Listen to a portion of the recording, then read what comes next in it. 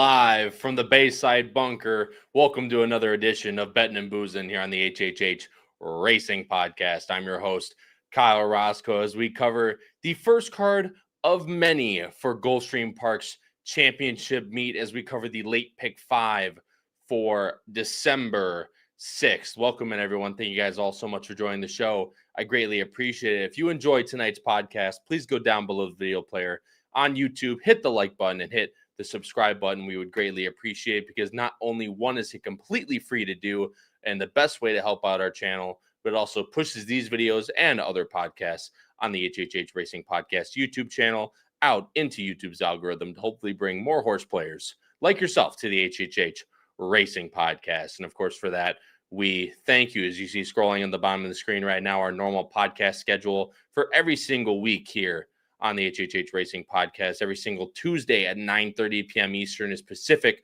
Horseplayers with Noah, Ryan, and Jackson. This week, they covered Turfway's opening day Late Pick5. And then talk about the lottery, guys. Turfway Park is back. So if you need some help, go check out that show.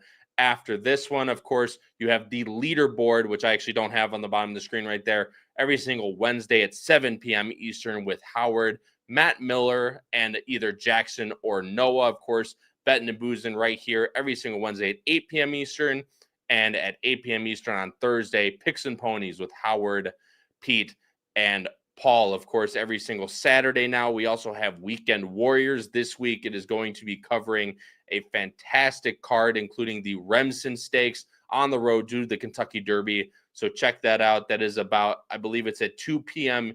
Eastern starting off. Let me double check for you guys, make sure right now, 2:45 Eastern time starting off. My apologies out there. But yeah, Remsen Cigar Mile Day, including the Kentucky Breeders' Cup betting, the Kentucky Derby betting challenge, excuse me. TwinSpires contest, a ton of good stuff. Of course, TwinSpires, the beautiful sponsor of this podcast. You can also listen to all these podcasts here on the HHH Racing Podcast YouTube channel, also in audio form, Apple Podcasts, Spotify, and Anchor. Please go rate, review, and subscribe over there if that interests you. We also have short form content over on TikTok and Instagram at Bettin and Boozin Podcast. If that interests you, go follow us over there. Of course, for those of you that know about this, it's a fantastic way to save money here at the HHH Racing Podcast. You're interested in our normal Power Picks tip sheet through Patreon, but also interested in all the meets that we set up throughout the entirety of the year. Team HHH is now live for 2026. Go to hhhracingpodcast.com for more info. I'm going to show it everyone on the screen right now. This is what it looks like when you originally go to hhhracingpodcast.com. Of course, brought up by our wonderful co-host on Picks and Ponies, Pete Visco. If you see, you just click. This is just hhhracingpodcast.com. You'll see the Power Picks tip sheet right here in the middle. Team HHH, click right in the center. And of course, you get what's included with your subscription. It's the Ultimate Power Picks tip sheet package for 2026. Team HHH, you can save over $100, including free Oaks and Derby weekend and Breeders' Cup weekend packages. You'll also receive tip sheets for all of 26, including all of these meets that we do specifically for those tracks. Keeneland Spring Meet, Kentucky Oaks Derby package, Saratoga Summer Meet, Del Mar Summer Meet, Keeneland Fall Meet, the Breeders' Cup package. And you also get international racing with Davey Lane, who's been on the podcast many, many times before. Includes Saudi Cup Day, Dubai World Cup Day, Royal Ascot Meet, all like Australian racing, Hong Kong, a ton of stuff coming to you guys if you guys join Team HHH today. Payment information, all of that is over on hhhracingpodcast.com. Please go over there if you are interested. It's a fantastic deal if you're already a subscriber to the Power Picks. It gets you all of that at a discount. So please go over to hhhracingpodcast.com if that interests you. Of course, as this podcast is sponsored by the beautiful people over at TwinSpires. I mentioned the leaderboard already, guys, but every single Wednesday at 7 p.m. Eastern, it's a new show that we've coming out. I believe we're on episode 4 now. It talks about a ton of all the live money contests that happened last week over on TwinSpires and previewing this week's upcoming one. Again, as I mentioned at the start of the show, it's a massive one with the Remsen card going on over in New York.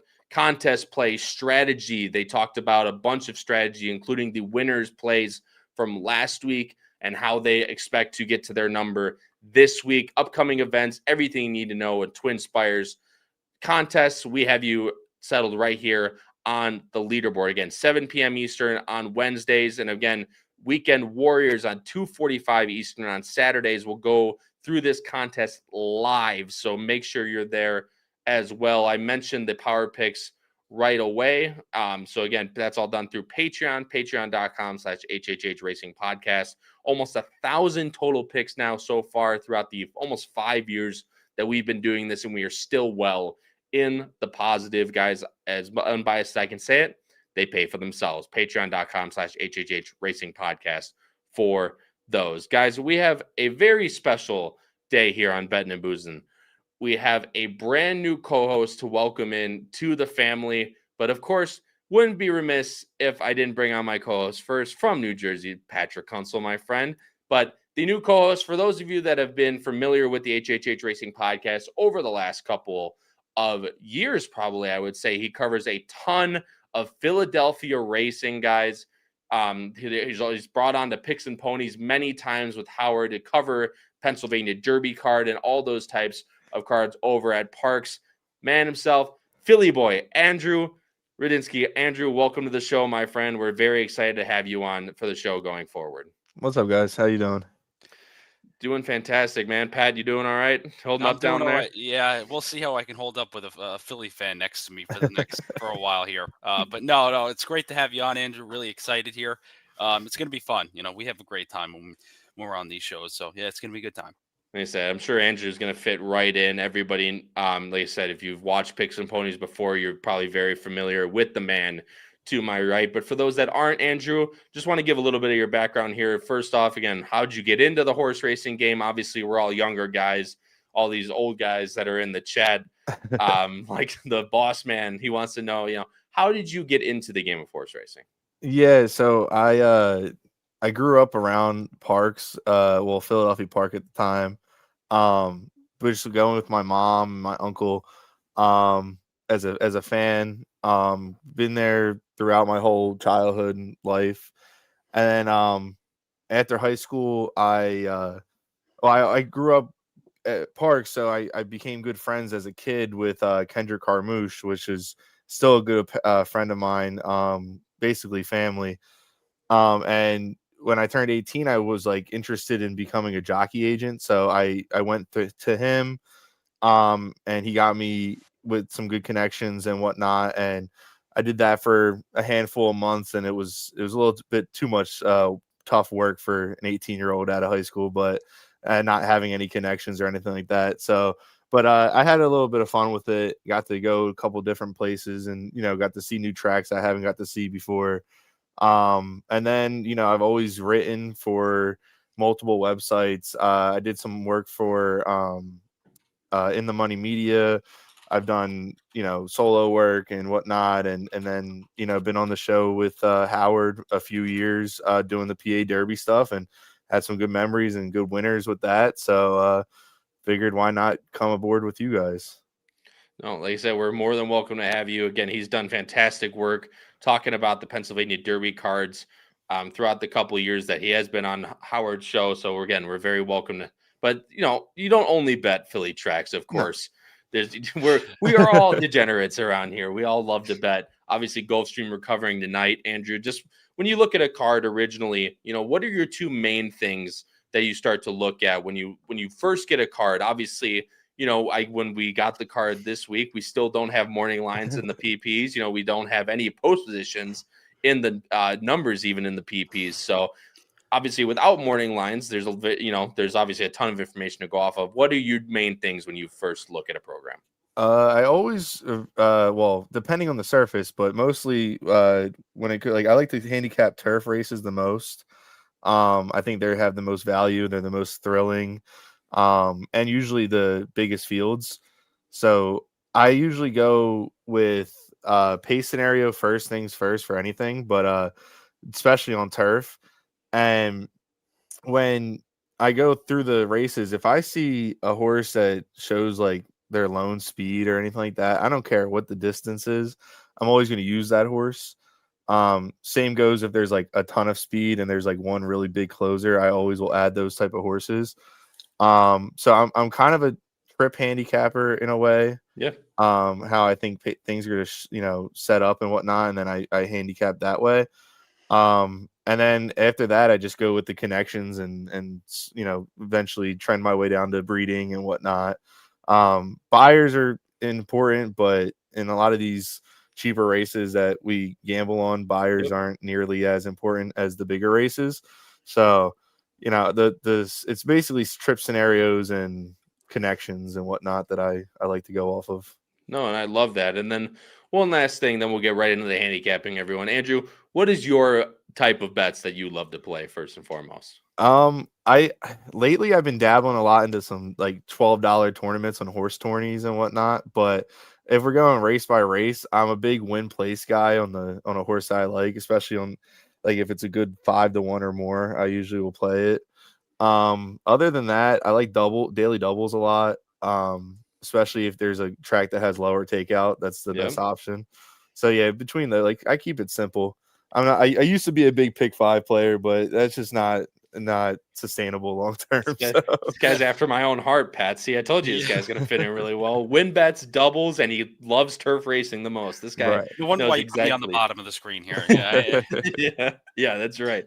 Just because you pick 5 players, you guys can stay down there, guys. Of course, we're very happy to have Andrew on the show, and you guys will get front and center as we get right into the handicapping here. Again, we're covering the Late Pick 5 on Saturday at Gulfstream Park for December 6th. That starts in race number 7, as I'll bring up the Equibase for you guys right now, as my Equibase is regretting to load here. Of course, guys, we do not have PP numbers in the programs, and we do not have morning lines, so unfortunately we're not able to give morning line favorites. But as you talk about the horses, please use the number and the name so that people can follow along. The first race is a full field of 12 with 4 also eligibles. It's a beautiful time of the year at Gulfstream Park. Allowance optional, claiming 25,000, going a mile on the turf. And there's a big field for you, Andrew. You were talking about with the turf racing.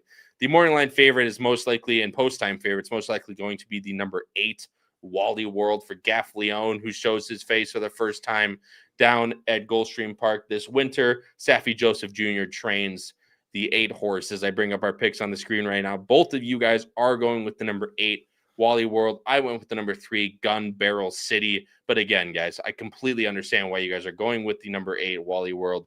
Definitely the class in the field, Andrew.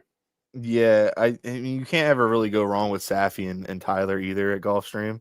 I mean, they're going to win their 30% throughout the meet. I think this one we might be able to get like a 2 or 3-1 based off the field size, which I think is a good value on this one.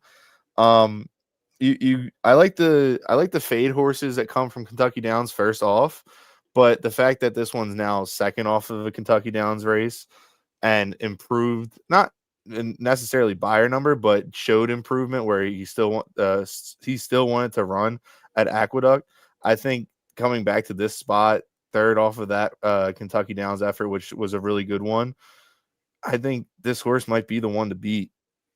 I completely agree with that moniker, that he is the one to beat, Pat. Just numbers alone, this horse is everything you want from a horse like this. He has run well at Gulfstream Park before. Of course, being under Saffie, this horse was brought right to Gulfstream. Won on the turf, ran well on the Tapeta. Of course, we're not on that. We are on the turf. And Saffie, like Andrew said, Saffie obviously saw something in this horse to take him all around to Saratoga, Aqueduct, Kentucky Downs. So ton of confidence in this one. Now bringing back to the home track should be realistically, in theory, an upgrade for him. Yeah, and I think the other thing I would add here is watching that last starter allowance race at Belmont at the Big A, or Belmont at Aqueduct, I should say. That horse never got comfortable in that race. It was just kind of wide and pinched at the first turn coming out of the chute. And then in the stretch, he wanted to go, and he was going a distance that I don't really know how much he really likes. Getting back to that mile where he could sit on or near the lead, or close to the lead, I should say, will be more beneficial to him. And I really do think that'll be for him, and in a class field here where it's going to be a little bit lower than what he's faced previously. Yeah, you can see. I mean, he makes a good move, Pat. Kind of just like almost steadies out. Does come on well for to get fourth in this race over Fuerteventura, but you'll see a lot of these horses later in the card, and actually the stakes race that we're going to talk about, which is a completely different race than what this is. But we're going to see a bunch of these horses on this race later in the card. So Wally World, I agree, is definitely the one to beat. And if you get 2-1, Andrew, I definitely think that could be value on him. The reason why I like Gun Barrel City is, one, the upside, but two, because I think you might get that 3-1 on this horse. There's only one concern that I have, and I'm sure this is why you guys put him in second and third. It's just the distance. I don't know if this horse wants the mile and the 16th. I'm kind of in Todd we trusting here, and I understand this horse has been really ouchy. Like, it almost like he ran once at Aqueduct, ran well, like he ran okay, nothing bad by any means at 3 but a late starting 3-year-old, then comes back at the start of his 4-year-old year after 8 months almost, runs a very nice race, and this horse has been gone again since then. So I completely understand why you guys are have this horse in second and third respectively. Just Medaglia Duro, Franco, this horse is bred to the moon. Pletcher has been working him down at Palm Beach. Seems like brought him back with this spot exactly in mind. Maybe needs one and might get bet down to something like 5-2 and 3-1. But if he's 3-1, Andrew, I'd be willing to take a shot at least on top to try and beat Wally World, who, in theory, it almost seems like we know who Wally World is. We don't exactly know who Gun Barrel City is. Yeah, and I think the 3 might have to wind up his move a little bit earlier, so he might actually even get the jump on Wally World, which is a little bit a fear of mine, which is why I didn't single this race. But I think Zayas should get the trip. I mean, if it's not the 8, the 3 definitely makes the most sense. And I think like people are going to see that, right? I feel it's not going to be very far off in terms of morning line favoritism. However, I think Wally World will end up being the favorite, so you'll at least get 5-2 on Gun Barrel City, which for me is good enough to take a chance, even though he has on paper seemed like he's had a little bit of problems staying on the track. Pat, you went with the number 10. You got to remind me who that is, because I'm flipping through a ton of horses here. T at 1, yeah. right? Okay, so Diana Marici is fantastic. Smaller barn, still wins 15%. Getting Miguel Vasquez. This horse has been running in the Northeast with Laurel, up in Andrew's neck of the woods, really. Monmouth Park has run well there. Now coming back to Gulfstream at the mile, which I think this horse is going to most likely flourish the best at. Yeah, that's my thing here, Kyle. Get back to that mile distance, which this horse did run last time previously at Gulfstream. Didn't run a step in there. Was 50-1. People are going to dismiss this horse. This horse is just really, in all these races he's run, and he's been pretty much a bomb in each of the last 4. He's had excuses. I do think, though, 3 back where he was 42-1, he ran huge in there. And against Tom Collins, who we know of. Sandpipes is another one who we know of. I just think this horse is going to be long odds again. And could hit the board in here. And there's others that I just can't get really, like Gun Barrel City. That horse for the race that he was in. Mayor of Midnight, a couple others in there, right? Which thank you, because that's something that slipped my mind. So thank you for bringing that up. Was that last race? There's a couple horses in there that I think we could all agree that next year we're going to hear about. Bourbon for Toby, who just won. Listen, I just think that there's a couple flaws in here, and I want to catch a price underneath, and that's the one I'm going to try to use in exactas and tries. It's one of those things, right? Just connections alone, that horse might float underneath the radar and getting a definite drop in class for sure. Obviously, those handicaps that Gulfstream runs, they're pretty stout at any time of the year, and running in listed stakes at Monmouth, getting back to that type of N1X type level where he really ran well last time could be the key for T1. So I do like that, Pat, underneath. Andrew, in third, you have Patrick's Promise, funny enough. This is one for Trombetta that, again, you and I talked about. You have a little bit of connection to Trombetta. down at Gulfstream Park. Another one that maybe seems a little slow, but gets the ultimate equipment change and looking just to get back to find his footing. Yeah, my only fear with this one is that I think it might be just a Colonial specialist, which sometimes that happens at Colonial.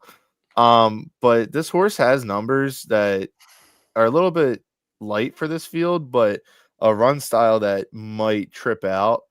And obviously Juarez is, doesn't ride much for Trombetta, which is a little interesting, but he is spending the winter in Florida, I believe. So I'm glad to see him get some of these nice barn mounts and whatnot. I think this horse has some back class, and I think it could catch a piece at the end. Yeah, and you mentioned the pace scenario. I showed it on the screen. Not too much speed in this race. I think there's a little bit more than meets the eye. But talking about a horse that could just trip out somewhere in mid-pack, definitely could be Patrick's Promise. And you mentioned Gun Barrel City, which is exactly why I liked him most. Last horse I'll talk about, then we'll move on, guys, was Ruse.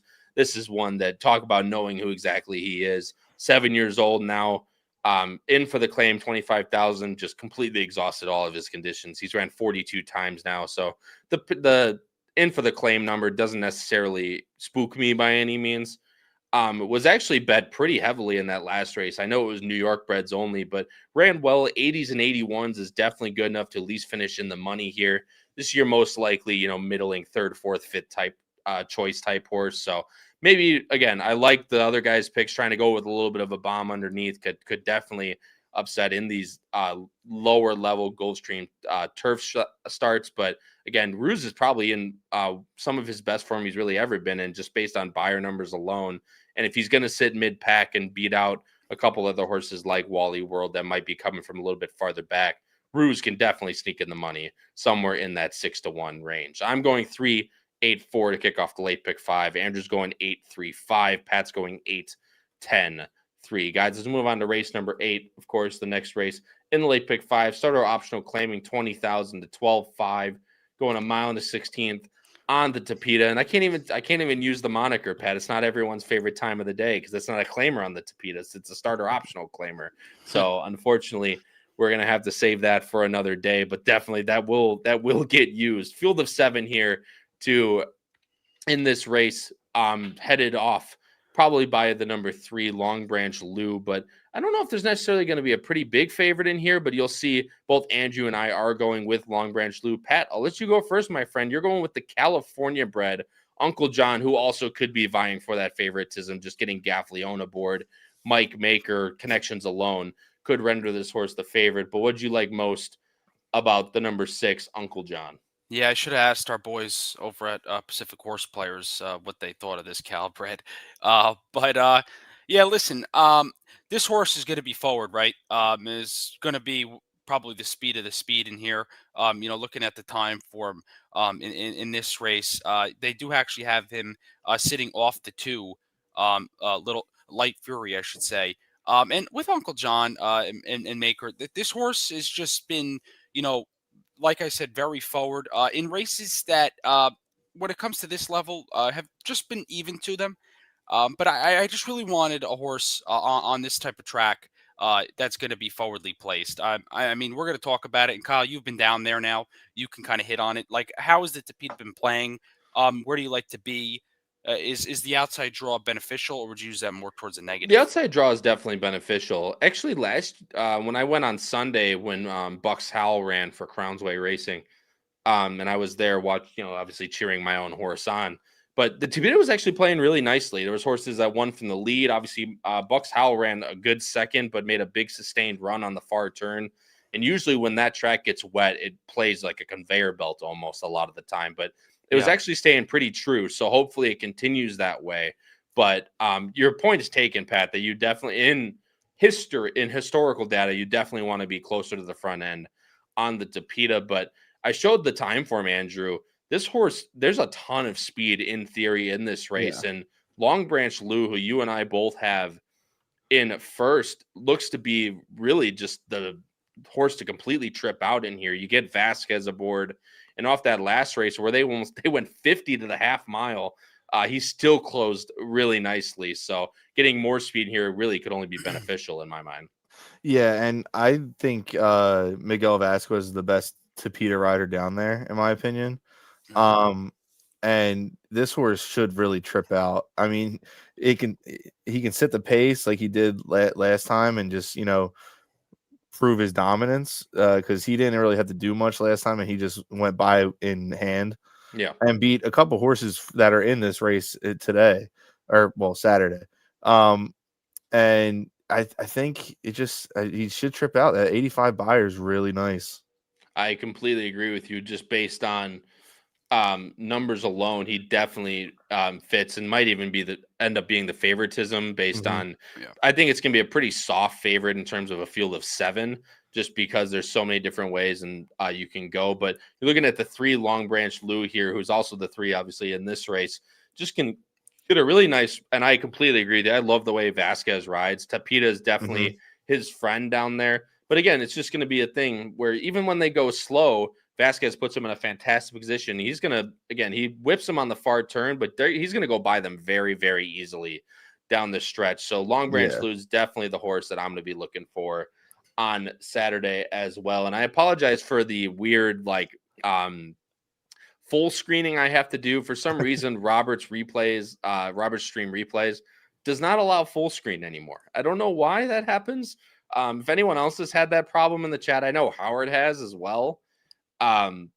There's something weird going on. So again, I just apologize to everyone out there, but he's ran everything, from mile and 3/16 to Keeneland to the Tapita to Laurel Park. He's really tried and tested everywhere, and he's run very well, especially here on the Gulfstream Park Tapita. So Long Branch Lou, my top pick, as well as Andrew's on Saturday. Andrew, you have a couple underneath that I have the 5 in second, but you have the one who none of us have anywhere, Corentin, for Carlos David Egan, who's also starting off his Gulfstream Park Championship meet down there. Another one that has back class and a little light on the figures as of recent, but in absolutely raging form, especially on the Gulfstream Tapita. Yeah, and another jockey that rides Tapita really well is David Egan. He spent most of the summer over in Europe riding the synthetic tracks, so this is his bread and butter here. And I think this horse has an ability to maybe trip out if nobody comes from the clouds, just because it's he's going to be breaking from the rail. He has that 99 early time form pace number, and the horse has good numbers at synthetic tracks, let alone, all of them have been here at Gulfstream, but the only problem is the buyers aren't nearly as good as some of the other horses in this field. But I like a fresh face when it comes to a field that has a bunch of horses running against each other. So, and this horse has beaten Long Branch Lou before back in July. Granted, it still finished second that day, but the winner in that race came back to win another one. So, I mean, this horse has competed before at this level. Yeah, no, very much so. And obviously, Carlos David trains very, very well down at Gulfstream Park. So, no hurt on the connection at all. Pat, you have the number 4 ticking in third. Again, just another one that's going to be a little bit closer, however, has rated before. So, that could be nice in the arsenal. Yeah, it shows tactical speed, Kyle. Has faced Long Branch Lou once before in that last race. That was kind of a slower pace too, which is more, obviously better for the 3 Long Branch Lou, who ran into a pace that was really slow. And I just really wasn't sure. Ticking should have went on with it, and that's kind of what I was hoping he would do. But that race 3 back on this track, I really liked and was visually impressive. So I'm hoping, he can get back to that race and sit in that mid to 80 buyer speed figure range. Yeah, no, I definitely, and if he sits in that, can you definitely be one to sneak in the money. Talking about the pace scenario, might be hard for him to win necessarily, but again, that's why we're going underneath with a horse like that. And to Howard's point, Howard asks, what should we expect turf racing? Weather looks good. Obviously, it's Florida, can change on a dime. I was playing golf yesterday. Actually, Tom brought it up. I played at Disney World yesterday. They said it wasn't supposed to rain at all. Then it poured on us for an hour and 15 minutes. Then right when we were about to call it, because I'm soaking wet, I was using my rain gloves yesterday. It opens up into and it was perfectly sunny the rest of the time. So it is Florida. I haven't gotten much rain up by me. I'm about an hour north of Gulfstream Park. But down there, they've apparently been getting drenched. So I'm looking at the weather right now, And I know Paul Halloran is going to be mad at me because I've talked for more than 15 seconds about the weather. But in terms of what this, I see 18%, 10%, 12% up to Saturday. So fingers crossed the weather holds up, but so far the weather is looking good. And Chris Couples, I know what you're saying. I hope they stay on the turf. In race number 8, I'm going 3-5-6. Andrew's going 3-1-5. Pat's going 6-3-4. Guys, moving on to race number 9 is the feature on the day. It's the $100,000 Allen Jerkins stakes, not the H. Allen Jerkins handicap, not the H. Allen Jerkins, the H. Allen Jerkins handicap. $100,000. This one couldn't be further from the H. Allen Jerkins that we all know and love. 2 miles on the turf for this one, draws a field of 8. In here, I'll bring up our picks on the screen right now. Both Pat and I are going with the number 3, Summer Cause. Andrew, I do like where your head is at, though. Going with the number 5, Coiled. Andrew, I bounce back and forth really between all 3 of these horses I have in my top 3, which you also do. So very base, my friend. I love to see that. But you ended up going with the Maryland Invader, which I almost did. This is really the only one that's been tried and tested at this type of distance. He ran 1.5 miles last time at Laurel, did it super well. So I do like the pick that you're going with this on top. Yeah, I think this horse takes a while to get going in its running. So the further, the better. And the last time out, I mean, he got into a lot of trouble, and he still got up the rail. He had a lot left in the tank. Came off a career buyer number. I think this is the perfect spot. I think 2 miles is great, and Jorge Ruiz is one of the better turf jockeys in the country, and he's going to show it on Saturday, I think. And if the 3 doesn't fire, the 5's the horse to beat. The Northeast man coming in with the Jorge Ruiz love. I do enjoy that. Pat, you don't have this horse anywhere. Just thinking maybe coming from Laurel, obviously maybe a little softer spot, just a little too slow based on buyers in your opinion, or what was your thinking with him? Yeah, I was trying to watching replays in here, and horses. How far do they want this distance? Obviously, he's run 1.5 miles, and honestly, this is a horse, one of the few horses that's run a distance anywhere near this 2 mile, which. Correct. It's tough, right? We might have to give inhalers to all these horses. Some of these just don't even look like they want to go 1.5 miles, let alone 2 miles. But yeah, I think with Coiled, I don't know. I just wasn't that impressed with his late kick. If he's forwardly placed, though, like Andrew said, he could be one that's going to be tough. But an improvement. 3 years old. We'll see what he can do in there. And that's kind of what leads into Summer Cause, right, Kyle?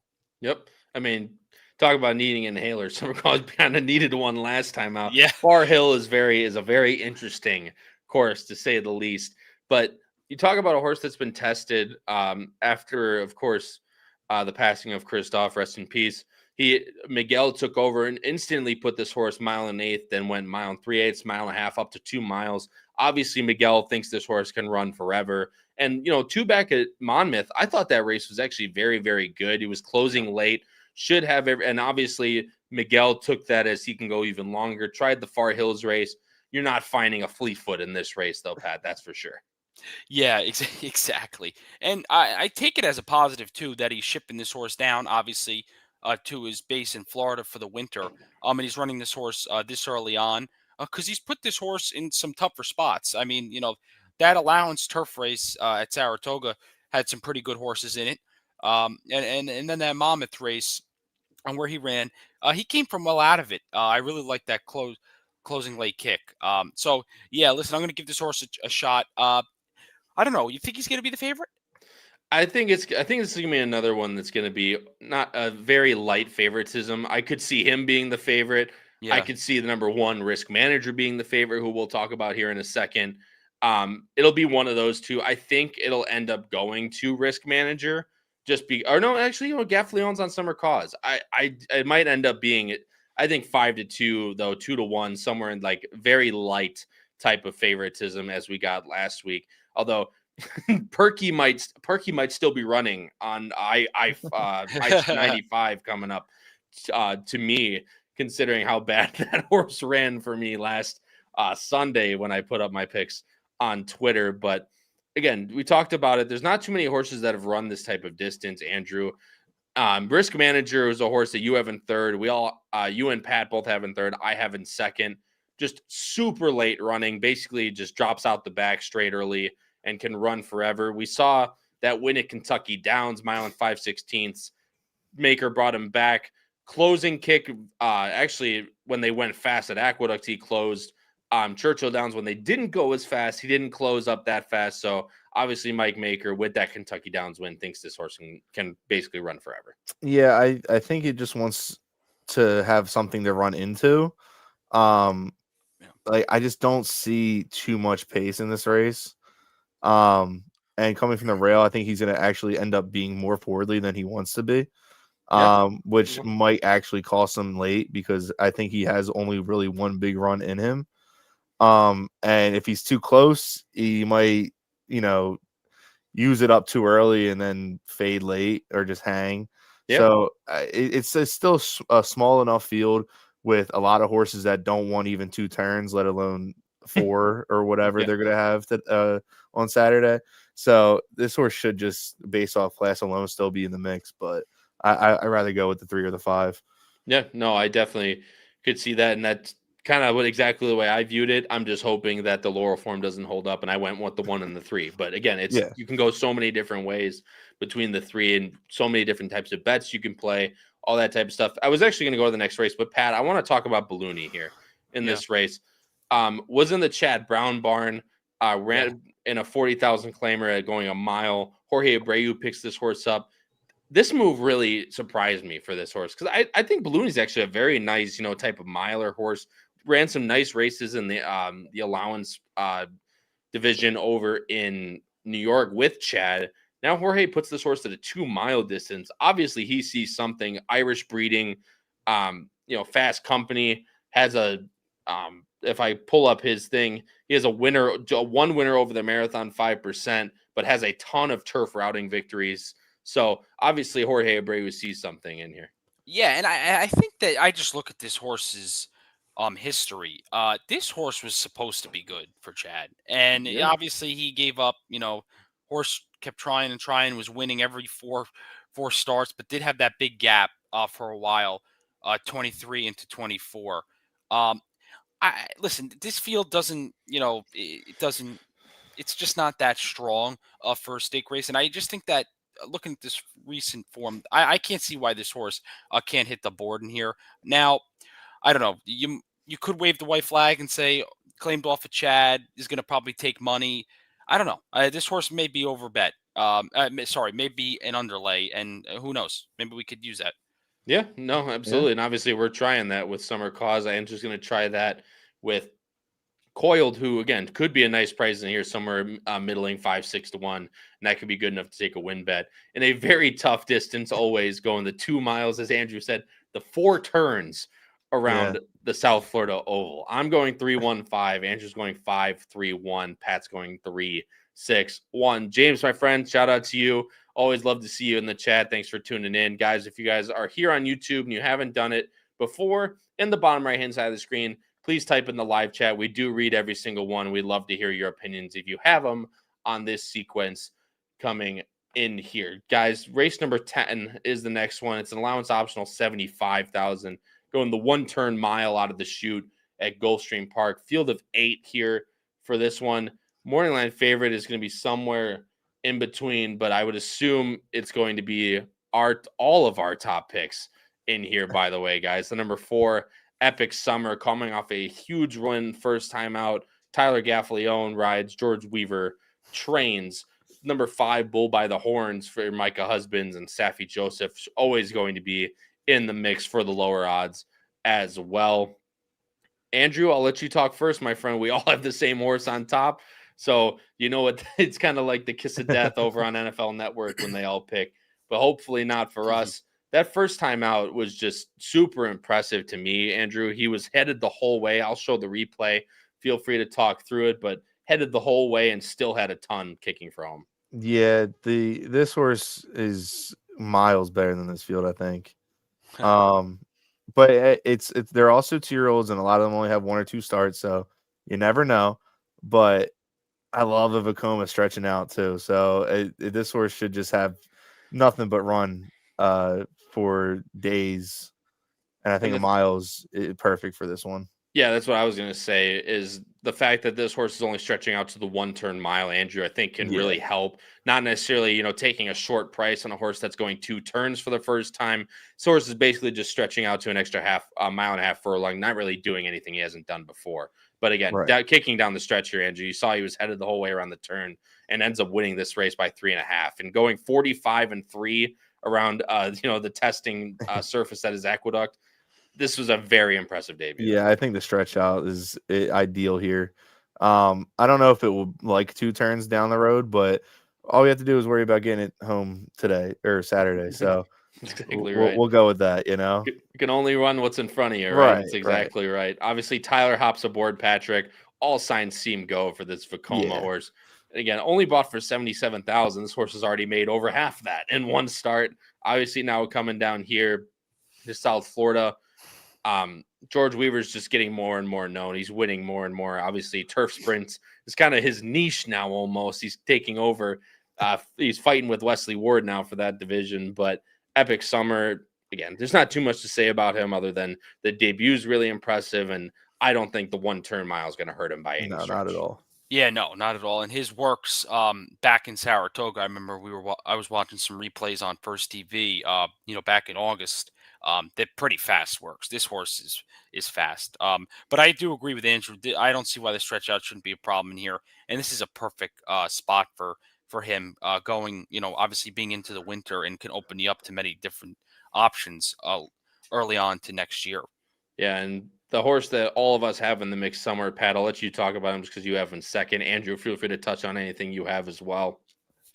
Lamine Yamal, of course, the namesake Victor Barbosa Jr., who I think is probably one of, if not the most underrated trainer down in South Florida. Edwin Gonzalez takes the mount aboard for Misael Haramia, who's not riding in this race. Number came back a little slow, Pat, but this horse was blitzing on the far turn and just put every single horse in there away. Yeah, this horse wants the scenario where I believe it's the 2 and the 4. 2 and the 4 in this race are going to go to the lead and duke it out because this horse is going to come flying late from the outside. And I can't see why he can't repeat that to get up for second or third in here. And that's why I like Yamal. I mean, that was impressive watching that horse on debut do that. We always talk about first-time starters that can pass horses like that. That shows a lot.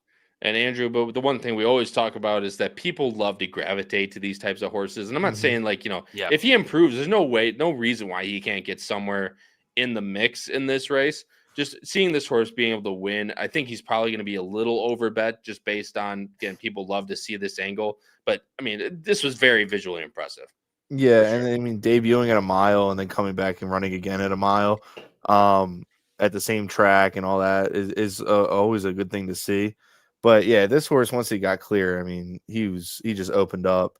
I think there is a potential pace scenario where there is enough horses that might go, and if they all go, they might wear out the 4. I think the 4 is the only one that's going to be able to withstand the pace scenario. Yep. But 8 might pick them all up and put them down at the end. That'd be fantastic, obviously, for all. In terms of all of us, we all want the 4, but that's definitely a scenario that I could see happen. Andrew, you have my boy Stan in third. Another one that's going to be at least a little bit forwardly placed in terms of pace pressure. He is stretching out, so should be a little bit more forward, but on paper, he looks a little bit slower than the 2 or the 4. The 2 I'll talk about here in a second, but still, rated nicely to the outside last time, so maybe he has a little bit of rating in him to get up for at least a little bit of a piece. Yeah, I just like the workout tab too. I think this horse is improving. It's already gelded, so don't have to worry about any antics really. But I think this horse ran really good. It didn't really get pressured too much, so it had it kind of all its own way in its debut. But those workouts, the workout going into that race and the workout coming out of that race, both being equal times at 5 furlongs, just screams that this horse is cranked and ready to go. And I think it might be able to get to the lead, but I don't know if it's going to be by itself. That's the only problem. And the thing is that, this is a pretty quick turnaround here for this horse. In theory, 3 weeks is what it's going to be come post time. Obviously, he started off 50,000 with that win. A lot of confidence from Nolan Ramsey to put him right back into the spot. In terms of that, and then you mentioned the workout tab.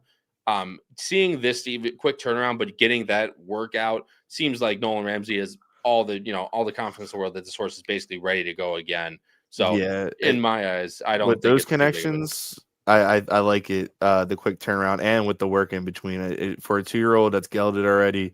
I think this horse might have some left in the tank, and maybe he saw something, and that's why you put him back in this tough spot. No, I completely agree with everything you said. And again, Pat and I just might be overlooking that, because if that is the case, he's ready to go. He's easily one that can finish in the money somewhere. Yeah. Bull by the Horns is just going to be one that's going to be overbet. I completely understand why you don't have this horse anywhere in the mix. This is just one that could completely trip out, because if the two who is in this race for D'Angelo, he's very, very fast. Been running at Churchill, now comes into here with a bug rider aboard. They're going to be extremely, extremely aggressive in here. If they both, completely run each other out, the 4, I agree, Andrew is the most likely one to withstand that pressure. But Bull by the Horns, in theory, is going to be in front of horses like Yamal. And if he runs anywhere near, a mid-70s buyer, could improve that. Easily could win this race just based on trip alone. I don't think he's as good nearly as the 4. However, just from a complete trip standpoint, I think he has all the chance to at least get some piece in your exactas and trifectas, if not win the whole damn race. In race number 10, I'm going 4-5-8. Andrew's going 4-7-8. Pat's going 4-8-2. Guys, before we move on to the last race, I want to re-highlight here that Team HHH is now live for 2026. Again, this is our year-long subscription. So people that normally come through the Power Picks, they have to pay every single month, stuff like that. This is just one that comes, and it's one-time payment. You get all of our tip sheets for 2026. That includes the Kentucky Derby package. That includes the Breeders' Cup package. The whole Saratoga, all weekends of the Saratoga Summer Meet. Why does this keep going away? I'm losing my mind here. All the Saratoga Summer Meet, both Keeneland meets. You get a ton of information. Again, go to HHHRacingPodcast.com if that interests you. The link is also in the description below. Everything you get, all the payment information, that's all on our website, HHHRacingPodcast.com. Last race, guys, that we'll talk about, then we'll get on to best bets, is the 11th race, and Pat brought it up before the show. And this is the classic Gulfstream Park ender, which is always a doozy. Field of 9 in this one, as I put our picks up on the screen. Not too tough for Andrew and I, apparently, because very base, my friend. 4-6, C-Wised for Rajiv Mara and Steve Claceris, and El Mahit in second. Bravo for Aseno. Pat, you're going with the number 7, Freedom Street, who Andrew has in third. Miguel Vasquez again in the irons, as we talked about him before. You get to tell us why we're wrong, my friend. What'd you like most about the number 7, Freedom Street, in a very wide open race? Yeah, you hit that on the head, Kyle. Listen, I want this horse to get back out to 2 turns. This horse is going to come from out of it. In the race, his last race, at his lowest level that he's been yet, he came from out of it at a distance that he doesn't want. He needs more, and his gallop out showed me that. So I'm just hoping, should get the pace to run into. This field is just not the greatest, and I'm hoping that we can, pick up the pieces in here, and they move pretty quick. Yeah, and you're talking about the number 8, Freedom Street, right here. You guys all saw it's going away over at Kelsey Danner horse, funny enough. See, he's going to gallop out, and then I'm going to switch over to the first turn. See the 8's galloping out really well. So in terms of you, Pat, you're looking for this horse to get a little bit extra distance. And talk about buyers. He ran a 75 buyer on debut, going a mile on the turf. Comes back on the Torpedo, runs a 64, which is miles better, really, than all the races he's ran. Sprinting, obviously, 6 furlong Kentucky Downs is a whole different animal, but I think that's definitely a thing. The one thing I do want to ask you, Pat, do you take in any consideration of the claimed off Saffy angle for Jeff Angler? Yeah, it is a little bit of a concern. And the other thing that I look at too in these low level races, if the horse was bet, right? If this horse was, has been a favorite, and is dropping to lower levels, I feel like obviously, odds wise, you don't want to do that, but it could be an inclination that you do want to bet them when they get to the lowest of levels because the talent could prevail. But who knows? This horse is what 0 for 5 now, or Yep. 0 for 5. You're just trying to nitpick. No, I mean, really, at this, we're always trying to nitpick all these types of horses, Andrew. But again, very easy for us, apparently. We're all going with CY's Steve Glaceris, Rajiv Mara, who's already had 2 winners to kick off the championship meet here. This is just one, Andrew, where if I show the time form here, it looks to be a decently quick pace in here, 4 sitting right to the inside. And if he gets that type of trip, I'd be very interested in CY's. Yeah, in all honesty, I think I could probably go all in this race and be Yeah. content, and still somehow feel like I'm going to lose. It's just a head case of a race. I was almost tempted on the first look to just single CY's because I think this is the only horse that, in my mind, has the ability to win at this level. I think a lot of these horses are even cheaper than this level. Yep. I do like what the people were saying about the 7. I think Patrick hit that right on the nose. I think this horse has a chance to really go back to its best ways, stretching out. And yeah, I just think that, but the 4 has proven it at least. I think a little bit more. It's tough. It's a tough race, and I feel like you either got to single or go all. I think that's exactly right. I mean, you can go many different ways. Elma Heat, Andrew, who we have in second. Again, one that's ran very well late last year, early this year. Once a Keeneland 3 at the fairgrounds and hasn't come back to that form yet. Obviously got switched off of Brendan Walsh, went to the D'Angelo barn.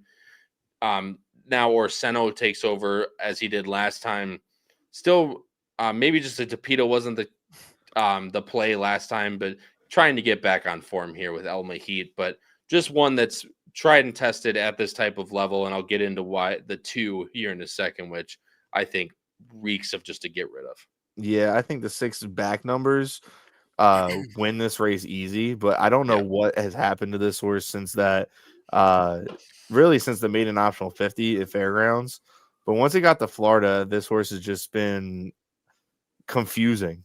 And I don't know what's going on. I mean, he was in a waiver claiming race last time out. I don't know. It's a lot of question marks on that one. But if it figures itself out and he comes back and runs those, early 3-year-old and late 2-year-old numbers, I mean, this horse can win easy this race. I completely agree with you. And this will be second off the layoff, too. I think that's worth saying as well. For Orseno, I mean, see the stars, Warfront. There's a ton of breeding here, too. You just got to put it back together like he had it early. And even, that maiden 17.5 when he first got to Florida, that was good. And that's also good enough to win this race as well. Just these last 2 have been very puzzling. I couldn't agree with you more. And he's been bet very hard. You could kind of toss out that race 2 back, though, because it looks like he broke, I guess he must have broke slow. I didn't get to watch that replay, but to get rushed up from 7th to 2nd and then fade, I mean, you can just toss that one out. You can toss the synthetic race out, and then boom, you have numbers that fit and numbers that dominate, really. So, I mean, maybe it just needs to be back on turf and, get a good trip, Yeah, no, I couldn't agree with you more. That's actually a very good point that you pointed out there that I actually wanted to talk about originally and completely forgot. So that's definitely a good one. Pat, you have this horse in second. Andrew has this horse nowhere, and I completely understand why. I literally said out loud when I was this reeks, man. Just of a complete toss, I mean, this horse should be 4 to 5 in this race, realistically, if this horse is running last year at this level. Now comes back, off of over year layoff from maiden special weight, now drops into the 17.5 ranks. This just stinks of a get rid of spot. Yeah, it sure does. And that's why I kind of wonder if this is like a let's get a win early on at the championship meet for the Cassie barn. get rolling here. But you're right, Kyle.